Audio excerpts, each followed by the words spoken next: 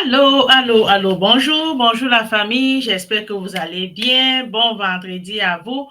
Aujourd'hui, on va parler de la peur de l'échec chez les immigrants, comment la surmonter. J'ai une question pour vous. Pourquoi avons-nous d'échouer alors que l'échec est souvent le chemin vers le succès? Bienvenue aujourd'hui, moi je m'appelle Eunice, je suis dans un défi d'un Go Live de 30 jours. C'est jour numéro 7, je pense.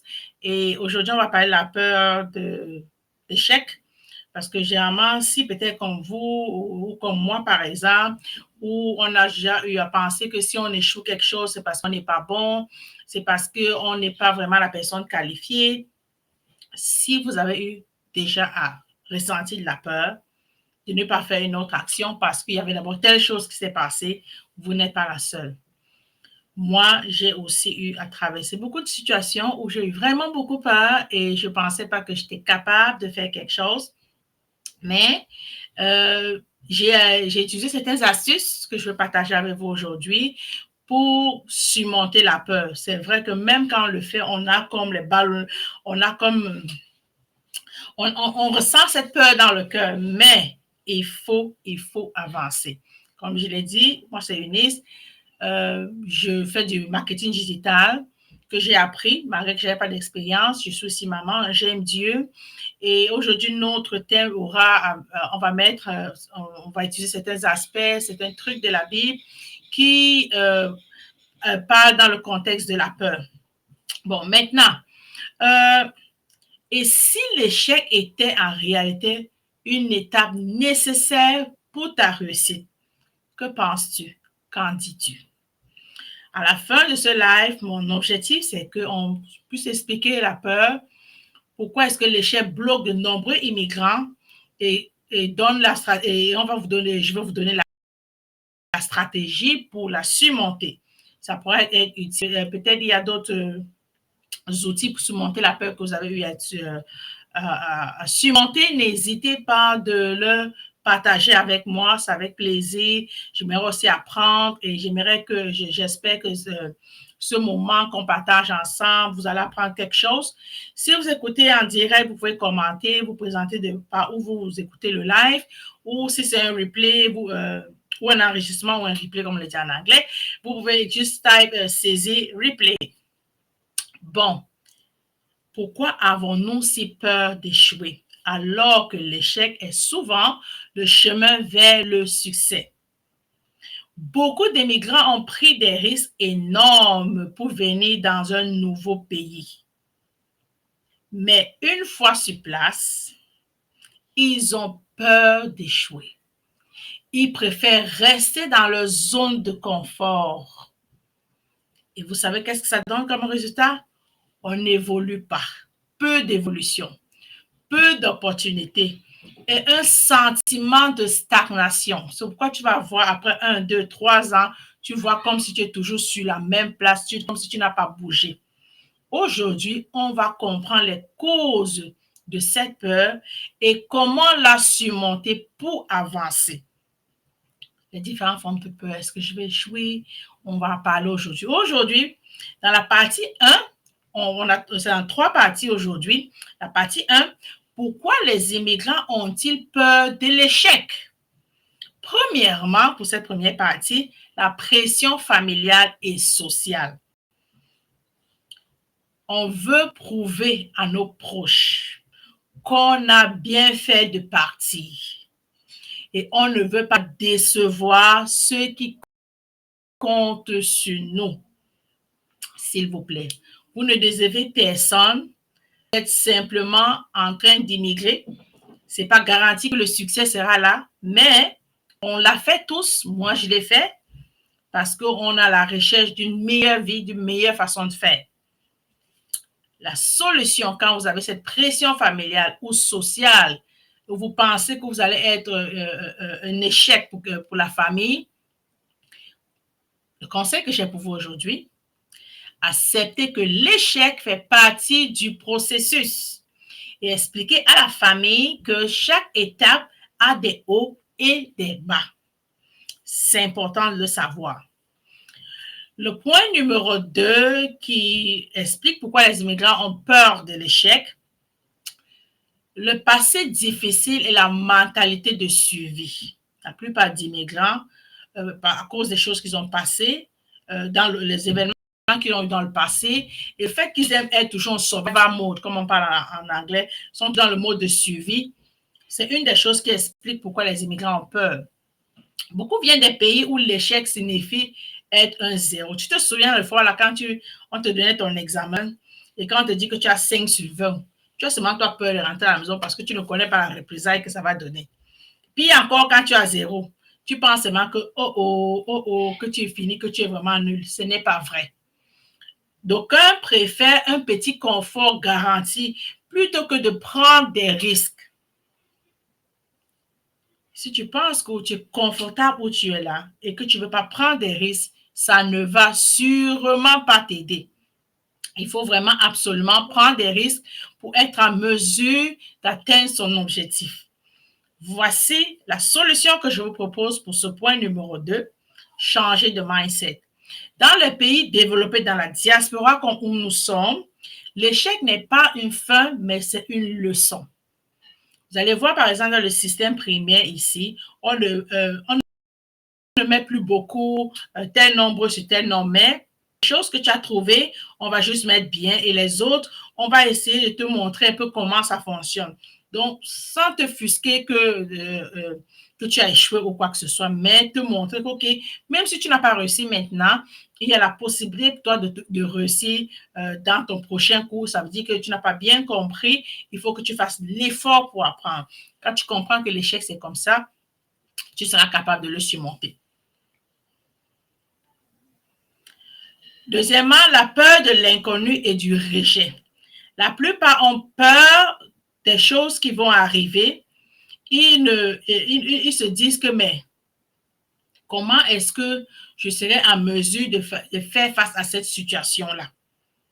Donc, on hésite par exemple, on va hésiter à postuler à des meilleurs emplois ou même lancer un projet parce qu'on a peur. Ah, la dernière fois que j'avais postulé à l'emploi, là, on ne m'avait pas pris. Cette fois-ci, peut-être, je n'ai pas besoin de le faire. Ou encore, on peut se dire, OK, si je commence à, je n'ai pas sûr que je veux réussir. C'est même pas sûr. La solution, quand tu as peur de l'inconnu et du rejet, prends des petits risques, un pas à la fois, pour se forger du courage. Tu n'as pas besoin de faire brusquement le tour. Vraiment, prends le jour, prends vraiment des petits risques qui pourront t'aider à bâtir ta confiance en soi. Point numéro 2, ce que dit la Bible sur l'échec et la peur. J'ai dit tantôt qu'on va avoir une approche biblique.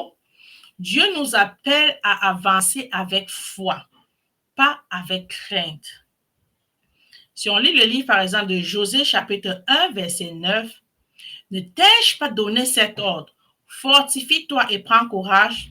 Ne sois pas effrayé, ni épouvanté, car l'Éternel, ton Dieu, est avec toi dans tout ce que tu entreprends. » Donc, si tu es chrétien et que tu sais que Dieu est avec toi dans tout ce que tu entreprends, il n'y a vraiment, mon frère, ma soeur, aucune raison qui va t'empêcher d'être en mesure de croire que quelle qu'en soit la situation que tu traverses ou bien le projet que tu vas réaliser, Dieu ne sera pas avec toi. L'échec ne signifie pas l'abandon de Dieu. Il est toujours là pour nous relever.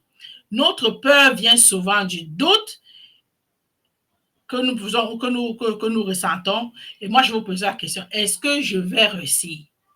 On se pose souvent la question, est-ce qu'on va réussir? C'est tout ce doute-là. Et est-ce que je suis capable? Donc, tu te sous-estimes même avant d'avoir affronté la situation. Mais Dieu veut qu'on avance avec foi. C'est ça qu'il attend de nous. Et le point numéro 2 de ce que dit la Bible par rapport à la peur de l'échec, l'échec fait partie du processus de la formation.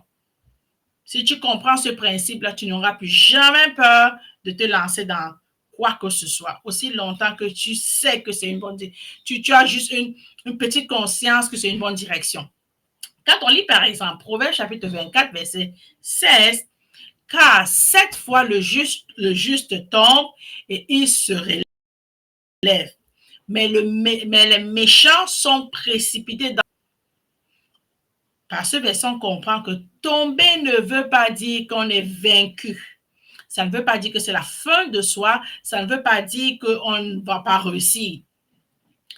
C'est en nous relevant du fait qu'on est tombé qu'on grandit. Par exemple, si un enfant marche, OK, si un enfant marche et que lui n'est pas capable de tomber, il ne va pas apprendre. Donc, pour ramper là, pour quitter par exemple de ramper et aller à commencer à arrêter les choses pour se mettre debout et jusqu'à marcher, c'est un processus de tomber, lever, tomber, lever. Donc, c'est la même chose dans la vie.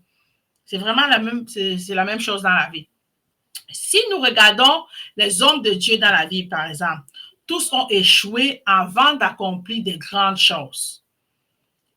On va prendre par exemple l'exemple de Moïse. Moïse a fui l'Égypte avant de livrer le peuple de Dieu de l'Égypte. Joseph, lui, il a été rejeté par ses frères avant de devenir gouverneur de l'Égypte.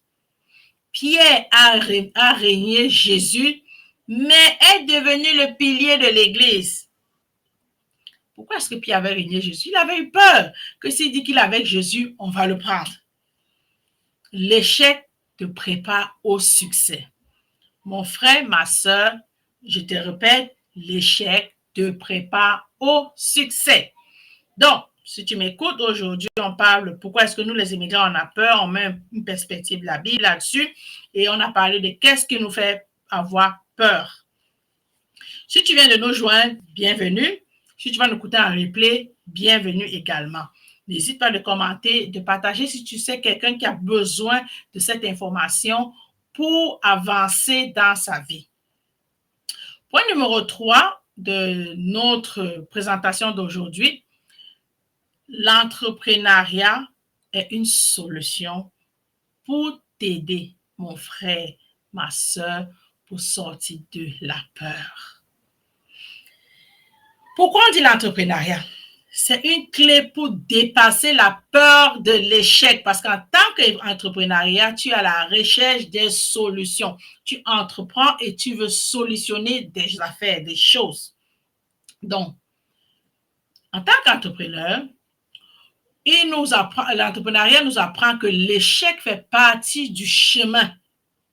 C'est un processus.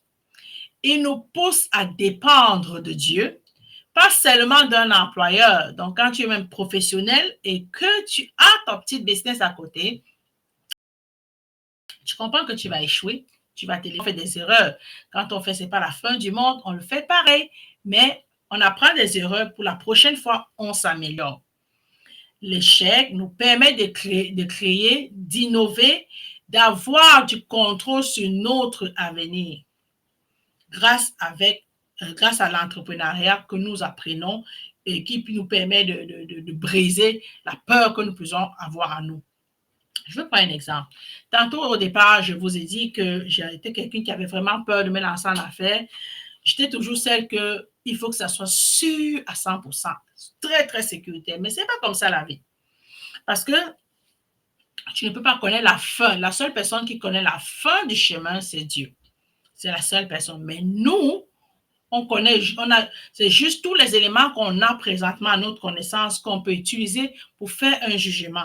Mais aussi pour prendre une décision, par exemple. Mais aussi longtemps que cela ne s'éloigne pas de tes croyances, il n'y a aucun problème de te lancer dans une affaire, de prendre une décision pour faire quelque chose de meilleur pour ta vie et celle de ta famille. Dieu nous appelle à être des bâtisseurs, pas juste des travailleurs. Quand on parle de l'entrepreneuriat, qui est un outil qui nous permet de sortir la peur de l'échec. Dieu nous appelle à être des bâtisseurs, pas juste des travailleurs. Vous allez me dire, mais pourquoi tu dis ça? Si tu lis dans Deutéronome chapitre 18, verset 19, « Souviens-toi de l'Éternel, ton Dieu, car c'est lui qui te donne la force d'acquérir des richesses, afin de confirmer, comme il le fait aujourd'hui, son alliance qu'il a jurée à tes pères. » Souviens-toi. Il ne nous a pas créés pour seulement subir la vie, mais pour bâtir. Quand Dieu dit qu'il t'a donné le pouvoir de créer de la richesse, c'est parce qu'il sait qu'il a fait une alliance avec tes pères pour que tu puisses bâtir. Donc, si tu penses que Dieu t'appelle à être juste salarié, ce n'est pas vrai. Même le père de Jésus, Joseph, était entrepreneur. Il entreprenait, il faisait des petites activités. Même l'apôtre Paul était aussi entrepreneur, il faisait les nattes. OK? L'entrepreneuriat est une bénédiction, mon frère, ma soeur, qui permet de créer de la valeur et d'aider d'autres personnes. Le fait que tu sais Dieu et que tu te limites à ça, tu n'es pas en train d'exercer dans le plan que... Pourquoi? Parce que Dieu utilise l'entrepreneuriat comme un outil qui te permet de créer de la valeur et aider d'autres personnes.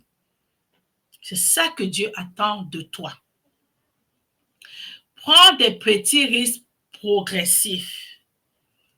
Quand tu utilises l'entrepreneuriat, tu es capable de prendre des petits risques progressifs, comme je l'avais dit tantôt. On ne devient pas courageux en un jour, mais en prenant des petites décisions audacieuses, on est capable de sortir de cette mentalité de peur et, et de vivre et d'exercer dans notre appel divin.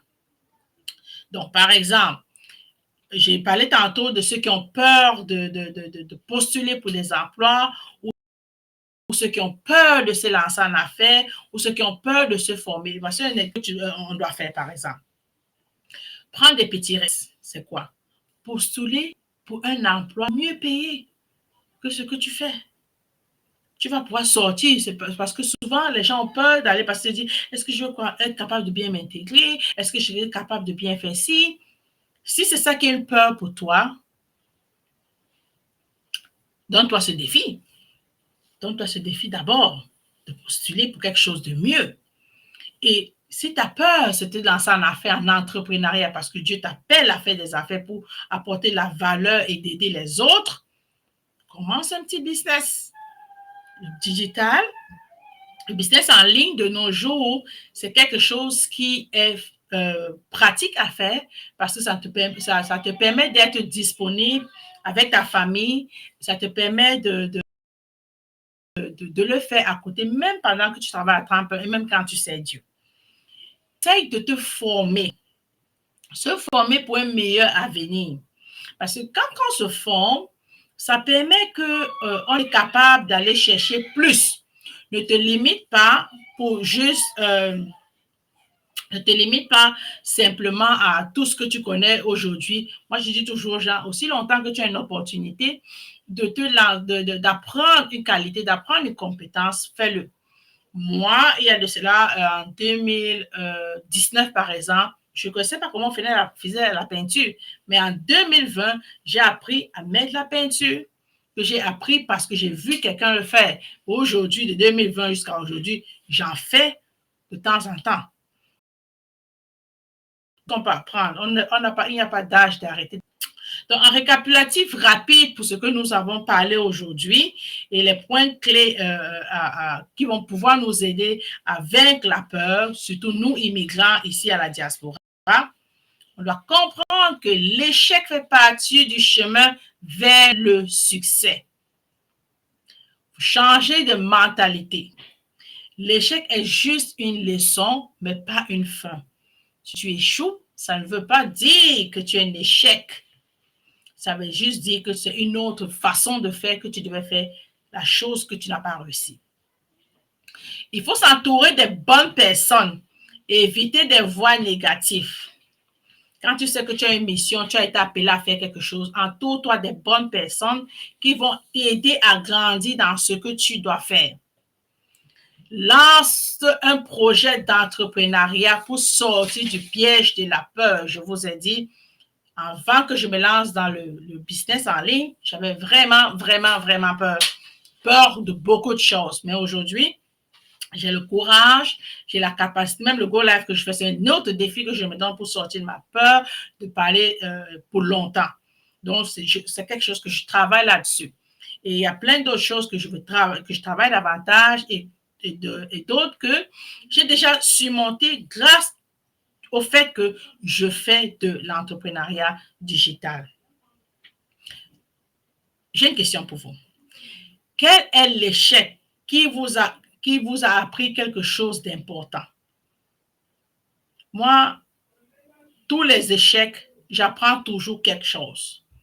Pouvez-vous partager dans les commentaires si tu vas écouter ça, le replay, quel qu'en soit le temps que tu vas l'écouter. Partage quelque chose qui c'était un échec que tu as eu, mais ça t'a permis d'apprendre quelque chose d'important.